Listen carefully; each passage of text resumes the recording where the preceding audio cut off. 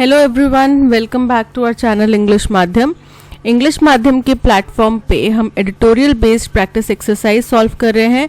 तो स्टार्ट करते हैं आज का session with thought of the day, that is growth and change are painful. बोल रहे हैं अगर हमने ज़िंदगी में आगे बढ़ना है या अपनी ज़िंदगी में सुधार लाने के लिए कुछ परिवर्तन लाना है तो ये सारी चीज़ें कष्टदायक होती हैं, बिकॉज अपने कंफर्ट जोन से बाहर निकलना जो है वो बहुत तकलीफदेह होता है। ठीक है, अपने रूटीन को चेंज करना, अपने आप को सुधारने के लिए कुछ चीज़ों को त्यागना, कुछ चीज़ों को अपनाना, ये पेनफुल चीज़ें हैं। But nothing is as painful as being stuck somewhere you do not belong. लेकिन ये जो भी तकलीफ़ें हैं ये उस तकलीफ से ज़्यादा बड़ी नहीं है जो आप किसी गलत जगह में अगर आप फंस गए हैं, गलत परिस्थितियों में आप फंस गए हैं, उसमें जो तकलीफ होती है। तो यानी कि अगर आप कुछ नहीं करते हैं और एक जगह पे आप परेशानी में फंसे हुए हैं और उसी में आप रहते हैं लंबे समय तक, तो वो ज़्यादा तकलीफ देगा बजाय कि ग्रोथ और चेंज के लिए जो आपको कुछ संघर्ष करना पड़ेगा उससे। ठीक है, तो स्टार्ट करते हैं। For reading comprehension and practice exercise for SSC CGL mains, Neeraj Chopra scripted another glorious chapter by becoming the first ever Indian to secure a gold in the World Athletics Championship in Budapest on Sunday। बोल रहे हैं नीरज चोपड़ा अपने javelin player जो हैं, ठीक है, javelin throw के जो प्लेयर हैं, उन्होंने एक और सुनहरा पन्ना ऐड कर लिया, लिख दिया। कब? जब उन्होंने पहली दफा इंडिया फर्स्ट एवर इंडियन बन गए वो वर्ल्ड एथलेटिक्स चैंपियनशिप में गोल्ड जीतने वाले। और कहाँ हो रही है वर्ल्ड एथलेटिक्स चैंपियनशिप? बुडापेस्ट में हो रही है। और ये कब कारनामा किया उन्होंने? संडे को किया। It was Neeraj's second and India's third medal after long jumper Anju Bobby George opened the account in 2003। बोल रहे हैं नीरज चोपड़ा का तो ये दूसरा मेडल है, ठीक है, लेकिन इंडिया की कैटेगरी में इंडिया के नाम पे ये तीसरा मेडल है। सबसे पहला मेडल किसने जीता था? अंजू बॉबी जॉर्ज ने जीता था। उन्होंने इसका खाता खोला था कब? 2003 में।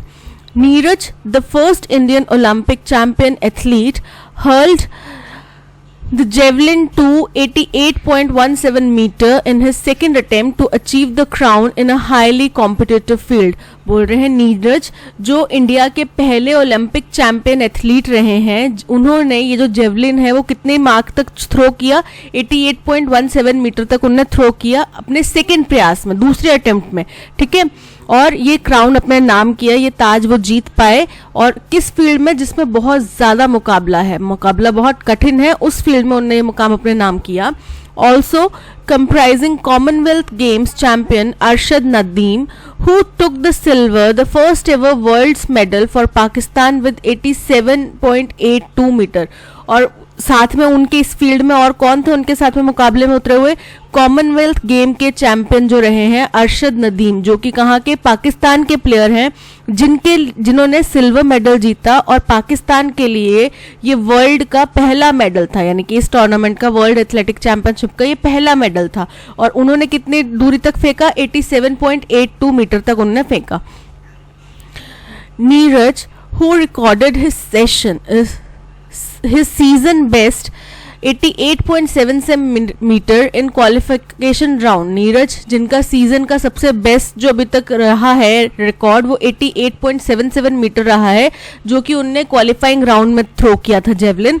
Continued his unbeaten streak this year to not only improve upon his 2022 world silver in Eugene but also become the third athlete after the Zan Zelensky and Andreas Thorkildsen to win the world and Olympics gold।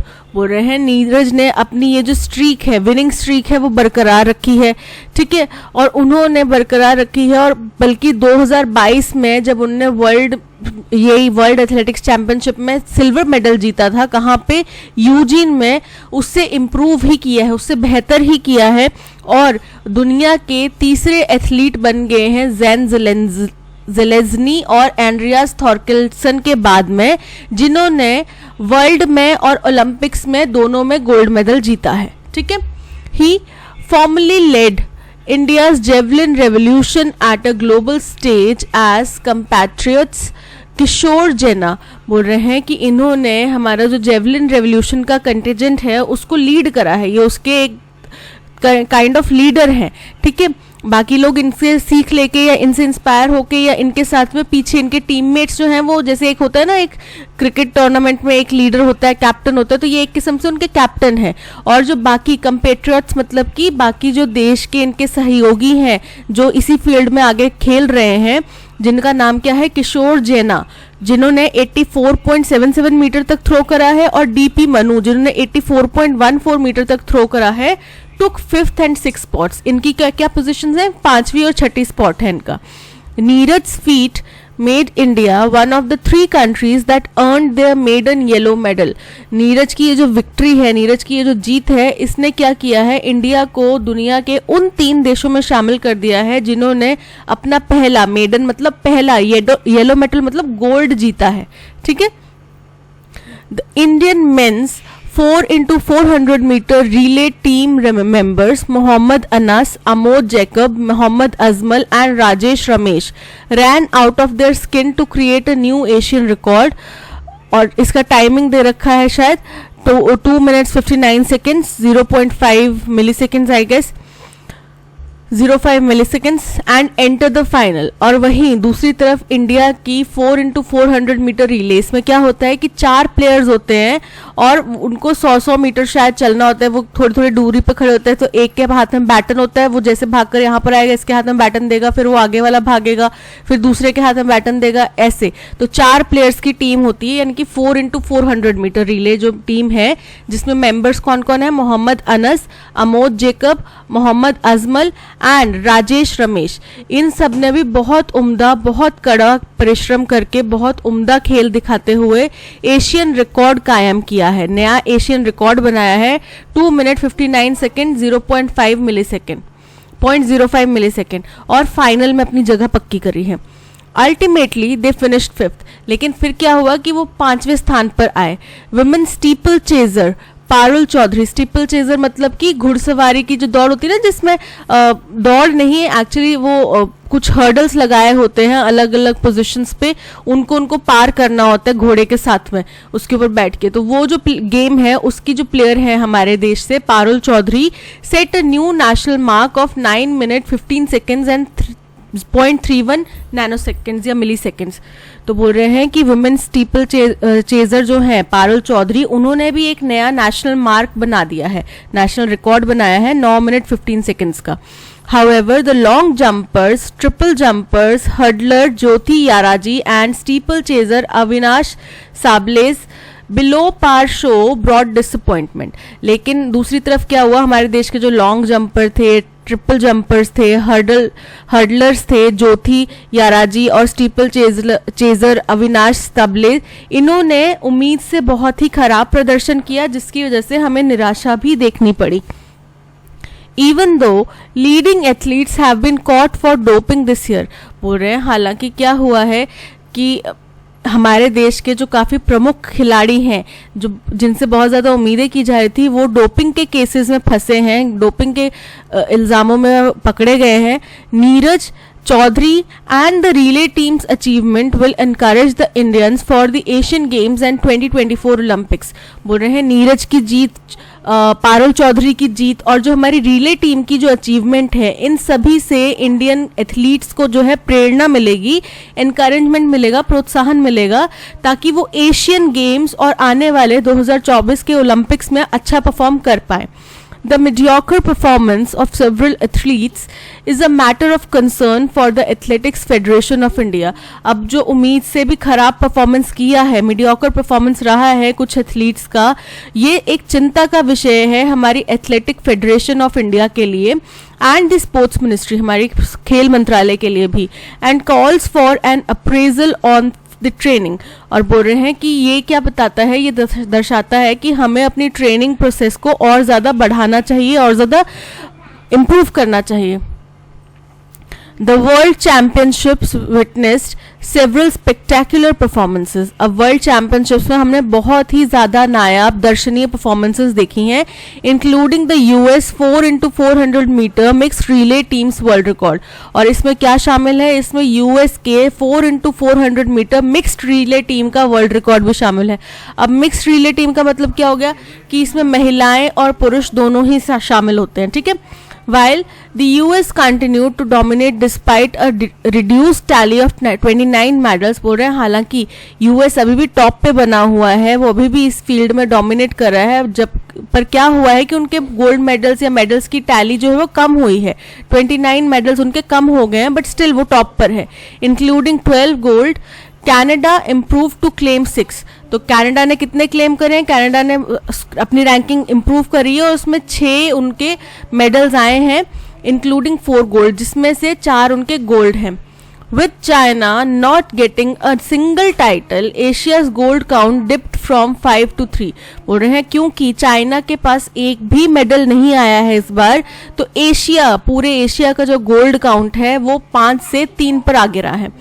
US sprinter Noah Lyles became the first male after Usain Bolt to win the 100 meter, 200 meter and men's 4x100 meter relay titles. बोल रहे हैं US sprinter जो है, दौड़ वाले जो खिलाड़ी हैं, नोहा लायल्स, वो क्या किए, वो पहले मेल बन गए उसेन बोल्ट के बाद में, जिनने 100 मीटर भी जीता, 200 मीटर भी जीता और 4x100 मीटर रिले जो हुआ वो भी अपने नाम किया. Kenyan superstar Faith Kipyegon won 1500 meter and 5000 meter double, and Spaniard Alvaro Martin and Maria Perez swept the race walks. बोल रहे हैं कि इन्होंने केनिया के सुपरस्टार प्लेयर जो रहे हैं फेथ किपियगॉन, उन्होंने 1500 मीटर और 5000 मीटर की रेस जो है डबल रेस वो जीती. ठीक है, उसके बाद में स्पेनियार्ड अल्वारो मार्टिन और मारिया परेज ने जो रेस वॉक्स होती हैं उनको जीता, उनको अपने नाम किया, coinciding with the Chinese and Japanese walkers failure. और ये किसके साथ में हुआ कि उस जब वो जीत रहे थे तो चाइनीज और जापान के जो वॉकर्स हैं वो फेल हो गए. To make the edition exciting, जिसकी वजह से ये जो गेम था वो बहुत ज़्यादा एक्साइटिंग हो गया. The World Athletics would do well to promote track and field sports across the globe. अब जिस तरीके से खेल चल रहे हैं तो वर्ल्ड एथलेटिक्स जो है ये क्या करेगा, ये काफ़ी अच्छा एक मुकाम हासिल कर चुका है, काफ़ी अच्छा एक काम कर रहा है, जिससे कि फील्ड गेम्स या ट्रैक स्पोर्ट्स जो हैं वो प्रमोट हो, उनका और प्रसार हो दुनिया भर में. Which of the following statements about Neeraj Chopra's achievement is accurate based on the provided passage? यानी कि पैसेज के अनुसार नीरज चोपड़ा की कौन सी अचीवमेंट इनमें से बिल्कुल एक्यूरेट है. Neeraj Chopra secured gold in the World Athletics Championship for the first time in India's history. बिल्कुल करेक्ट है. Neeraj Chopra broke the world record for javelin throw in Budapest. ऐसा तो नहीं पढ़ा हमने.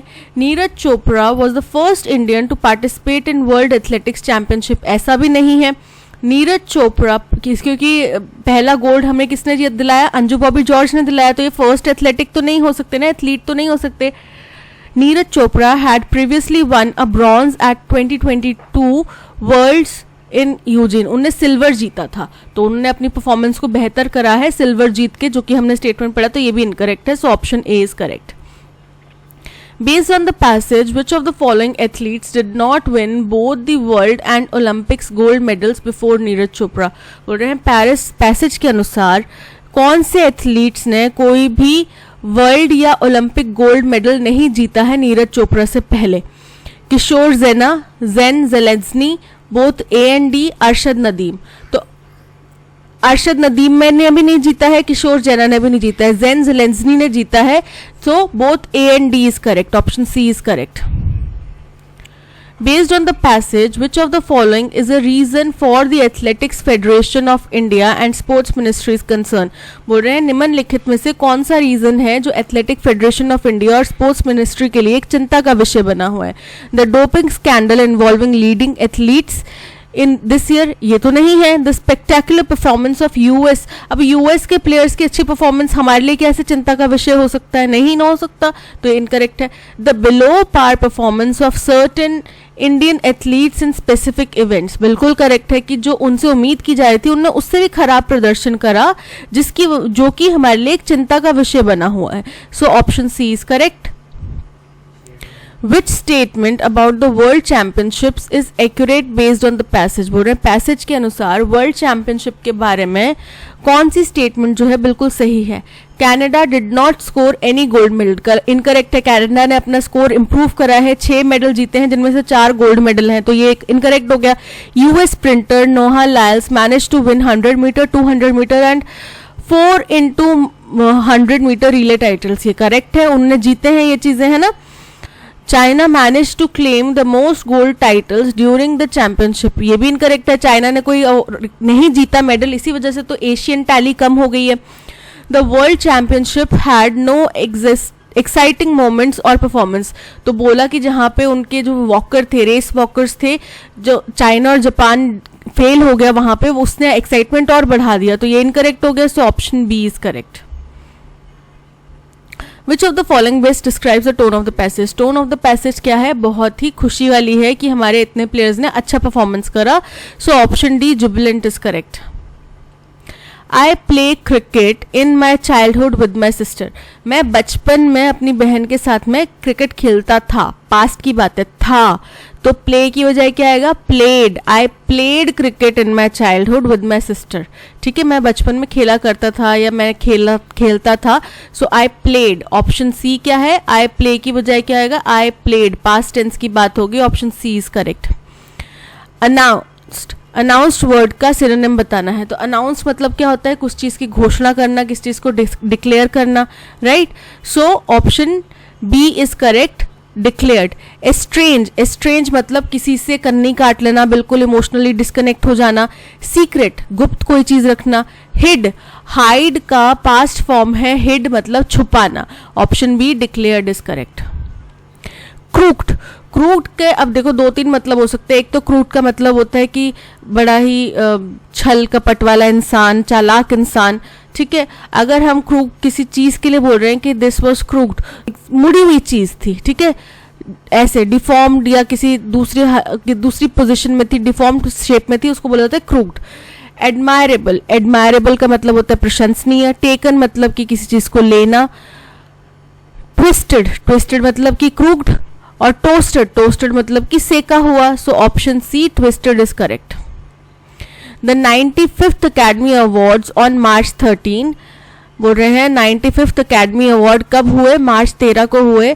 The elephant whisperers, a documentary about, बोल रहे हैं द एलिफेंट विस्परर्स, पीछे एक मूवी का नाम है जो कि क्या है, एक डॉक्यूमेंट्री है, किसके बारे में, about calf by a tribal couple won the best documentary short award at, बोल रहे हैं काफ छोटा बच्चा, किसके द्वारा, एक ट्राइबल कपल द्वारा, अब यानी कि आगे कुछ होगा। वन द बेस्ट, इसको बेस्ट डॉक्यूमेंट्री शॉर्ट अवार्ड मिला है। The raising of an orphaned elephant, जिसमें पाला गया एक ऑर्फन्ड एलिफेंट को, ठीक है। तो हम समझ पा रहे हैं कि हमारा स्टार्टिंग स्टेटमेंट होगा the elephant whisperers, a documentary about the raising of an orphaned elephant calf by a tribal couple won the best documentary short award at the 95th Academy Awards on March 13, ठीक है, समझ में आ गया। तो हमारा statement कहाँ से start होगा, द एलिफेंट विस्परर्स से, तो ये द 95th अकेडमी इनकरेक्ट है। The elephant whisperers, the elephant whisperers a documentary about, फिर एट आ गया, अबाउट एट कैसे हो सकता है एक साथ, तो ये इनकरेक्ट हो गया। द रेजिंग, ये तो यहीं पे इनकरेक्ट है। The elephant whisperers, a documentary about the raising of an orphaned elephant calf by a tribal couple won the best documentary short award at the 95th Academy Awards on March 13. Option D is correct. She wanted to make sure to take all on board before making the final decisions. बोल रही है कि वो ये सुनिश्चित करना चाह रही थी कि उसको फाइनल डिसीजन लेने से पहले सारी चीजें समझ में आ जाएं, कंप्लीट अंडरस्टैंडिंग बन जाए उसकी, ठीक है। टेक ऑल ऑन बोर्ड मतलब कि सारी उसको चीजें समझ में आ जाएं, कंप्लीटली अंडरस्टैंड कर पाए। टू इग्नोर एवरीवन्स ओपिनियन, सबके ओपिनियन को नजरअंदाज करे। To understand completely, option B is correct. In a reality show, Fabulous Lives of Bollywood Wives, Seema Taparia of the series Indian Matchmaking was asked about the possibility of matching for queer couples. अब queer couples कौन से होते हैं, जो male female transgender इन categories में fall नहीं करते हैं, उनको क्वेयर कपल बोला जाता है। तो बोल रहे हैं कि एक रियलिटी शो आता है fabulous lives of Bollywood wives, इसमें सीमा तपारिया नाम की एक महिला हैं जो कि इंडियन मैच मेकिंग नाम की एक सीरीज चलाती हैं। उनसे एक सवाल पूछा गया कि क्या वो क्वेयर कपल के लिए मैच मेकिंग का काम करेंगी। हर केयरफुल रिप्लाई वॉज, उनका बड़ा ही केयरफुल, क्योंकि टॉपिक जो है बहुत ही सेंशुअस है, बहुत ही ऐसा टॉपिक है जिसके ऊपर बवाल भी हो सकता है, ठीक है। और इंडिया में क्योंकि अभी तक इसके ऊपर बाय लॉ कोई भी फैसला नहीं आया है, कि इनके फेवर में कोई फैसला नहीं आया है, तो इन कम्युनिटीज़ के लोगों को बहुत ही हिडन वे में रहना पड़ता है। दूसरी चीज़, इनको बहुत हेट फेस करना पड़ता है, ठीक है। तो her careful reply was she is not doing that right now, because उन्होंने बहुत आराम से सोच समझ के केयरफुली अपना जवाब दिया कि वो इस वक्त पे ये चीज़ नहीं कर रही हैं। Even as season 3 of her show dropped, क्यों, इसके बावजूद कि उनका सीजन 3 जो है शो का वो ड्रॉप हो चुका है मतलब कि आ चुका है। The supreme court began hearing the case for marriage equality with in the ambit of special marriage act. तो सुप्रीम कोर्ट ने इस केस की, मतलब ये जो क्वेयर कपल्स हैं या फिर ट्रांस कम्युनिटी है, इनकी मैरिजेस का जो स्टेटस है उसकी जो हियरिंग है वो स्पेशल मैरिज एक्ट के तहत में सुनने की स्वीकृति दी है, यानी कि वो इस स्पेशल मैरिज एक्ट के तहत में इस केस के ऊपर सुनवाई कर रहे हैं। It is not allowed in India and she will not commit to taking on queer clients when it is, बोल रहे हैं कि अभी, क्योंकि बोला कि अभी वो अलाउड नहीं है इंडिया में, और वो कमिट भी नहीं करती हैं कि जब ये अलाउ हो भी जाएगा क्या वो तब भी इसके बारे में काम करेंगी, क्वेयर क्लाइंट्स लेंगी या नहीं लेंगी। तो हम समझ पा रहे हैं कि her careful reply was she is not doing that right now, because इस इनकम्प्लीट स्टेटमेंट को, ए जो है इनकम्प्लीट स्टेटमेंट को सी कंप्लीट कर रहा है, because it is not allowed in India, क्योंकि अभी ये इंडिया में अलाउड नहीं है, और अगर होता भी है तो भी वो इसके ऊपर कोई कमिटमेंट नहीं दे सकती कि वो इसके ऊपर काम करेंगी या नहीं करेंगी, ठीक है। यानी कि ए के इमीडिएट बाद में सी आएगा। कहाँ पर आ रहा है ए के इमीडिएट बाद में सी, देखो यहाँ पे सी आ रहा है पहले, इनकरेक्ट है। यहाँ पे सी बी डी ए सी पहले आ रहा है, इनकरेक्ट है। ए के इमीडिएट बाद में सिर्फ ऑप्शन सी में आ रहा है, डी में भी नहीं आ रहा, तो यानी कि हमारा ऑप्शन सी जो है वो करेक्ट है। अब आगे बढ़ के देखते हैं। If the court rules in favor of expanding the definition of marriage beyond that of the union between biological men and women, Ms. Taparia's response leaves enough room for ambiguity, for legal rights do not automatically, फिर आगे incomplete है, बोल रहे हैं कि अगर मान लो कि कोर्ट का जो जजमेंट आता है वो इन मैरिजेस के फेवर में आता है, जो कि कौन है, उन मैरिजेस को भी स्वीकृति देता है जो कि बायोलॉजिकल मेन या विमेन की कैटेगरी में नहीं आते हैं। तो तपारिया का जो ये स्टेटमेंट है, ये जो रिस्पॉन्स है, इससे एक तरीके की अस्पष्टता के लिए जगह बन जाती है, जो कि क्या कहता है कि लीगल राइट्स जो हैं वो आपको automatically translate to social sanctions, वो आपको लीगल राइट्स मिलने का मतलब ये नहीं है कि आपको सामाजिक तौर पे स्वीकृति भी मिल जाएगी, ठीक है। And this is exactly what the arguments in court room and beyond illustrate, और ये वही आर्ग्यूमेंट्स हैं जो कि कोर्ट रूम में इन कैटेगरी के लोगों के द्वारा दिए जा रहे हैं, इस वर्ग के समाज के द्वारा दिए जा रहे हैं, और इससे आगे भी जहाँ पे कहीं उनको मौका मिल रहा है तो वो यही तर्क दे रहे हैं कि अगर हमें लीगल राइट मिल भी जाते हैं, इसका मतलब ये नहीं है कि हमें समाज इमीडिएटली एक्सेप्ट कर लेगा, तो हमें तो अपनी जंग फिर भी लड़नी पड़ेगी, तो एटलीस्ट हमें कानून से तो मदद मिले, वो ऐसा कहना चाह रहे हैं। तो हमें यहाँ से ये पता चल गया कि डी जो स्टेटमेंट है वो अगेन इनकम्प्लीट स्टेटमेंट है, जिसको कंप्लीट कर रहा है टू स्टेटमेंट, तो डी हमारा यानी कि लास्ट स्टेटमेंट होएगा। अब देखो यहाँ पे है डी लास्ट स्टेटमेंट और यहाँ पे है डी लास्ट स्टेटमेंट, ये तो हमारा एलिमिनेट हो ही चुका है, हमारे पास सिर्फ सी बचा है, तो ए सी डी लास्ट, ये दोनों कंडीशंस क्लियर हो रही है इसमें, ठीक है। तो यानी कि ऑप्शन सी जो है वो हमारा करेक्ट आंसर है। On April 20, 2023, the Indian Space Research Organization (ISRO) released the Indian space policy 2023 that had been in works for some year. बोल रहे हैं 20 अप्रैल 2023 को Indian space research organisation ISRO ने क्या किया, एक इंडियन स्पेस पॉलिसी 2023 रिलीज कर दी, जो कि काफ़ी सालों से जिसके ऊपर काम चल रहा था। Just preceding this writer wrote the article awaiting lift off into the second space age. बोल रहे हैं इससे बस कुछ टाइम पहले या कुछ क्षण पहले या कुछ थोड़े अंतराल पहले इस राइटर ने ये आर्टिकल लिखा, जिसका टाइटल शायद था अवेटिंग लिफ्ट ऑफ, यानी कि अब हम टेक ऑफ करने के लिए इंतजार कर रहे हैं, किसमें, सेकेंड स्पेस एज में।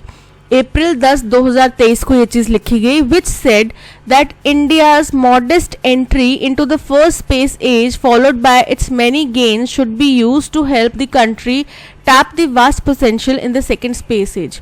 बोल रहे हैं कि इस आर्टिकल में ये कहा गया कि इंडिया का जो भी थोड़ा बहुत एंट्री हुआ है फर्स्ट स्पेस एज में, अच्छा उनने परफॉर्मेंस करा है थोड़ा बहुत, तो इसको हमें मेंटेन रखना चाहिए और गेन्स करके सेकेंड स्पेस एज में ज़्यादा पोटेंशियल के साथ में टैप करके, यानी कि ज़्यादा पोटेंशियल के साथ में सेकेंड स्पेस एज में काम करके।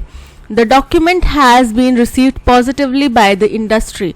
बोल रहे हैं ये जो डॉक्यूमेंट है इसको इस इंडस्ट्री द्वारा बहुत अच्छा रिस्पॉन्स मिल रहा है।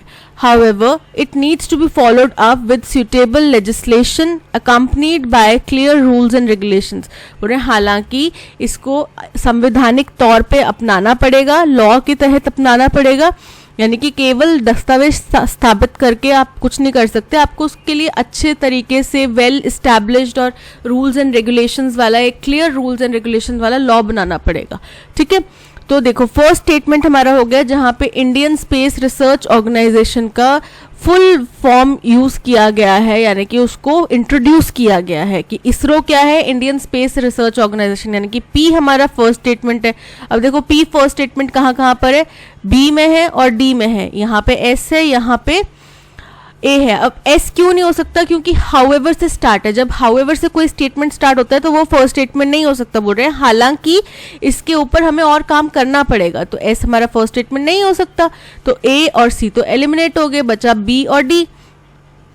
ठीक है, अब इसके बाद में बोला गया कि ये डॉक्यूमेंट ठीक है, इंडियन स्पेस पॉलिसी 2023 जो है हमने रिलीज करी, पेश करी, ठीक है, जो जिसके ऊपर काफी लंबे समय से काम चल रहा था।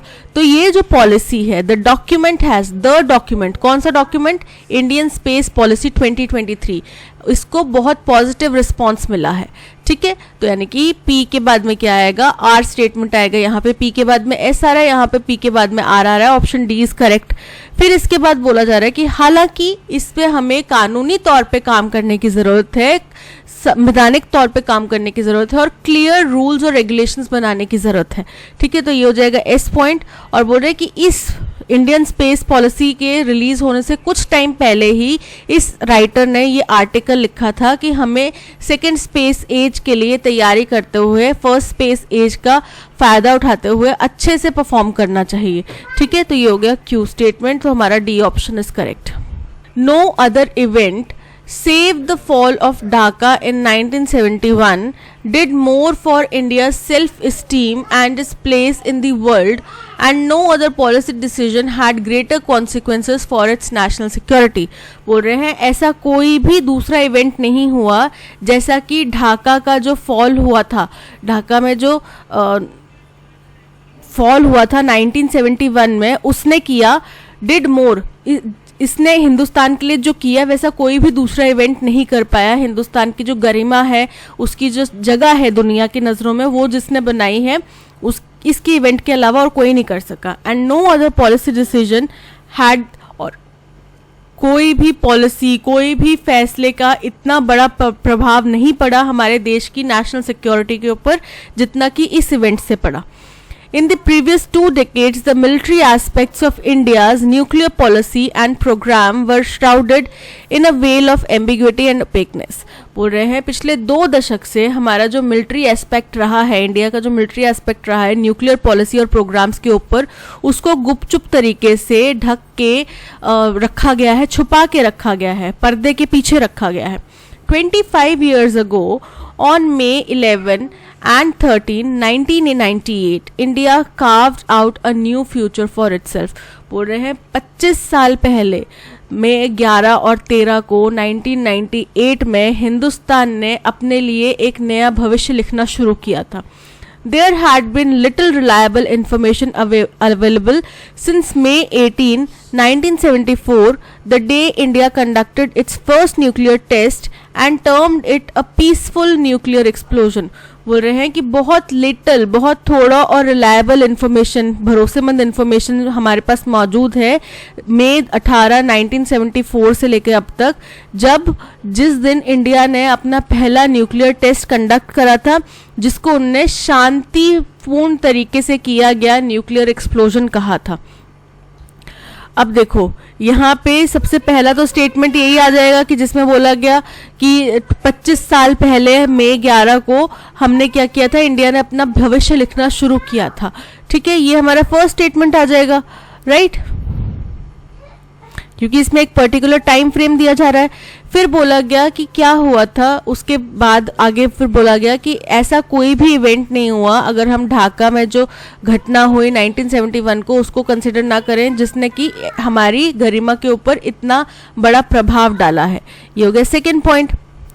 थर्ड पॉइंट हो जाता है क्यू पॉइंट, जहां पे बोला गया कि पिछले 2 दशक से हम इन सब चीजों को छुपा के रख रहे हैं. ठीक है, और फोर्थ पॉइंट हो जाता है एस पॉइंट, जहां पे ये बताया जाता है कि 1974 में हमने पहला अपना टेस्ट करा, जिसकी वजह से जिसको हमने शांतिपूर्ण एक्सप्लोजन का नाम दिया. तो हमारा अरेंजमेंट क्या बन रहा है, RPQS. RPQS हमारा अरेंजमेंट बन रहा है, जो कि option A is correct. The social fabric of Tamil Nadu, widely acknowledged as a progressive state, is put to severe strain every now and then by appalling acts of atrocities against Dalits. बोल रहे हैं जो social सामाजिक परिवेश है, सामाजिक fabric है तमिलनाडु का, उसको बहुत हम लोग इस बात से स्वीकार करते हैं कि वो प्रोग्रेसिव स्टेट तो है, बट कई बार उसकी प्रोग्रेसिवनेस को बहुत दाग धब्बे भी लग जाते हैं, यानी कि उसके ऊपर बहुत ज़्यादा छंद भी होते हैं कभी कभार. वो कैसे होते हैं कि हम क्या होता है, भय उत्पन्न करने वाले, अपैलिंग एक्ट्स मतलब भय उत्पन्न करने वाले अत्याचार किए जाते हैं दलितों के ऊपर. A one-man commission appointed by Madras High Court has also begun a parallel inquiry. अब यानी कि कोई घटना हुई होगी जिसके बारे में कहा गया कि एक आदमी का कमीशन बनाया गया है, किसके द्वारा, मद्रास हाई कोर्ट द्वारा, जिसने भी पैरेलली इंक्वायरी अपनी जारी कर दी है. Even nearly 4 months after the state's premier investigation agency, बोल रहे हैं कि 4 महीने बाद भी वहाँ की जो प्रीमियर मुख्य प्रमुख इन्वेस्टिगेशन एजेंसी है, क्या नाम है उसका, the crime branch criminal investigation department, CBCID है, बिगैन इट्स इन्वेस्टिगेशन. उन्होंने अपनी इन्वेस्टिगेशन चालू करी. The most recent of such cases, the dumping of human faces in an overhead tank that supplied drinking water to Dalit families. बोल रहे हैं इसी तरीके का सबसे रीसेंट केस जो सामने आया है वो ये आया है कि ह्यूमन वेस्ट जो होता है ना, जैसे ह्यूमन स्टूल जिसको बोला जाता है, वो पानी के टैंक में डाल दिया गया था. ओवरहेड ड्रिंकिंग वाटर का जो टैंक था उसमें डाल दिया गया था, जिससे दलित परिवारों को पानी जाता था. कहाँ पे, एट वेंगई वयाल इन पुडुकोट्टाई डिस्ट्रिक्ट रिमेन्स अनरिजॉल्व्ड. और ये जो घटना है अभी तक सुलझी नहीं है. तो देखो सबसे पहला तो ये आ गया कि जहाँ पे बोला गया कि सामाजिक परिवेश जो है वो माना कि प्रोग्रेसिव है, बट फिर वहाँ पे कभी ना कभी ऐसी कोई घटना हो जाती है जिससे कि डर और भय का माहौल पैदा हो जाता है, क्योंकि ऐसे अत्याचार दलितों के ऊपर किए जाते हैं इस तरीके के. फिर उसमें बोला कि इसी में एक रीसेंट सच केस जो सामने आया है वो ये आया कि ह्यूमन वेस्ट जो है वो पीने के पानी के टैंक में डाल दिया गया था, और ये अभी तक केस अनरिजॉल्व्ड रहा है. ठीक है, इसके बाद में साथ ही साथ में क्या हो जाएगा, बोला जा रहा है कि 4 महीने हो गए स्टेट की सबसे प्रमुख इन्वेस्टिगेशन एजेंसी है जिसने इसके ऊपर अपनी कार्रवाई जारी करी थी और बिगैन इट्स इन्वेस्टिगेशन, इससे शुरू करी थी. और साथ ही साथ एक व्यक्ति का कमीशन भी बनाया गया मद्रास हाई कोर्ट ने, जिसने पैरेलली भी अपनी इंक्वायरी जारी करी थी. ठीक है, ये हो गया थर्ड और ये हो गया fourth.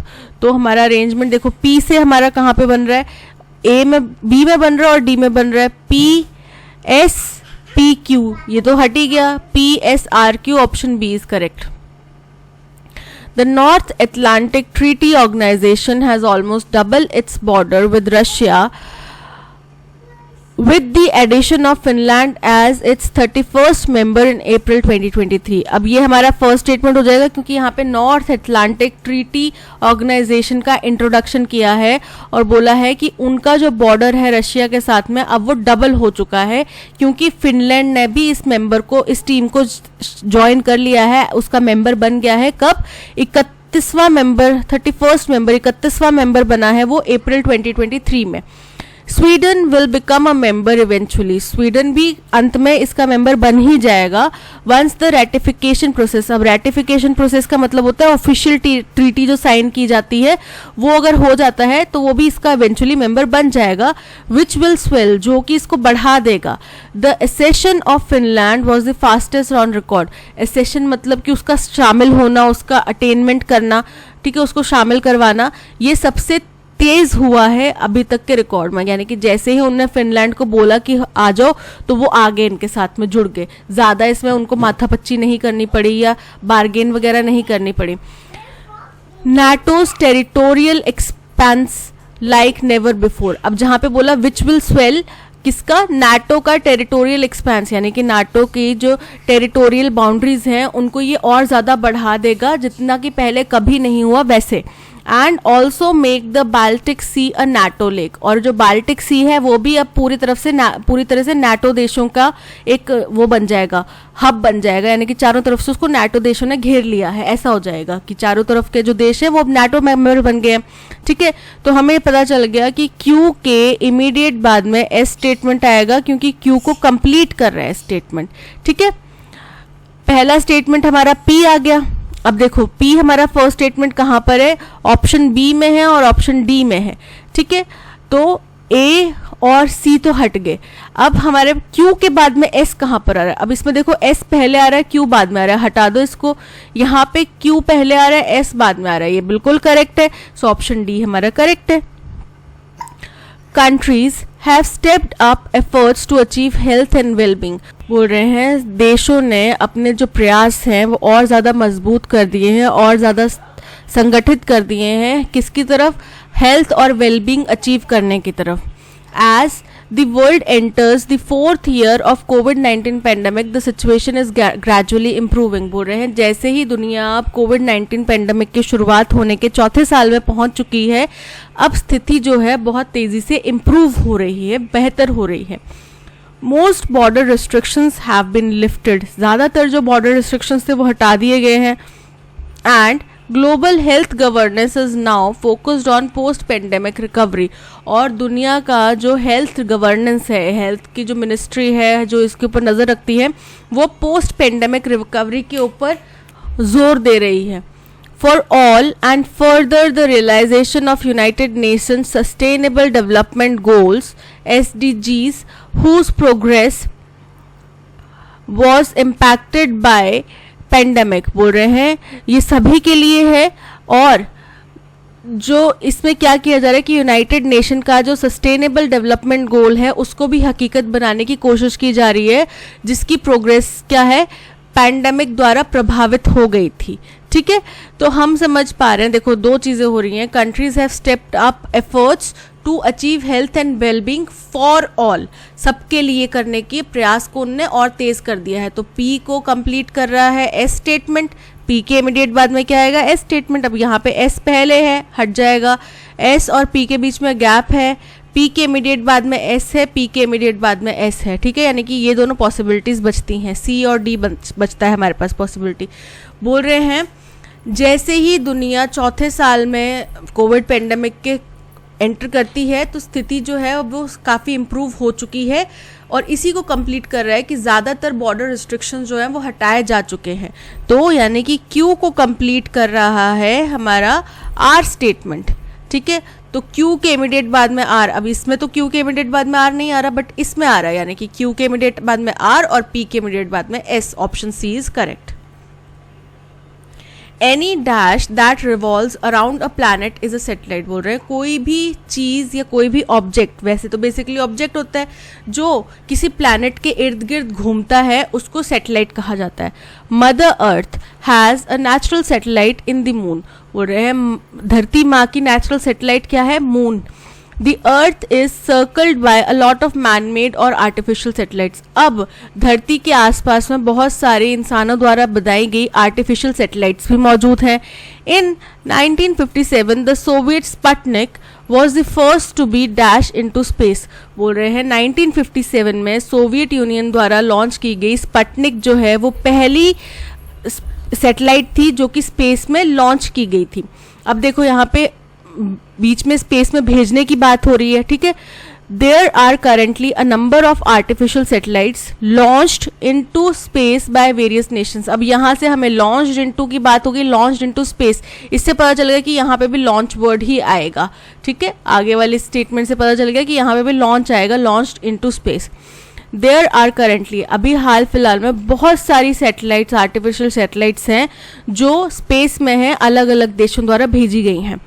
These satellites make it possible for us to talk on phone, watch television, predict weather। ये सैटेलाइट्स हमारे लिए क्या काम करती हैं कि हमारे लिए फ़ोन पे बात करना, टीवी देख पाना, वेदर प्रिडिक्ट कर पाना, वेरियस सरफेसेस को मैप कर पाना अर्थ पे, and learn more about the world in which we live. और हम जिस दुनिया में रहते हैं उसके बारे में और जानकारी जान पाना इन सब चीज़ों को पॉसिबल करती है।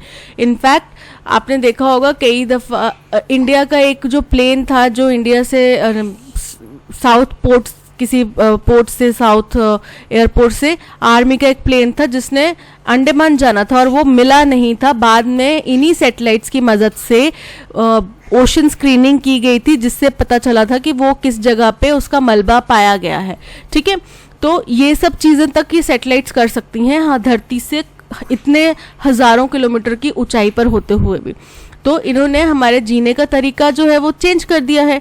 How does a satellite get started? अभी पूछ रहे कि एक सैटेलाइट की शुरुआत कैसे होती है, वो स्टार्ट कैसे होती है।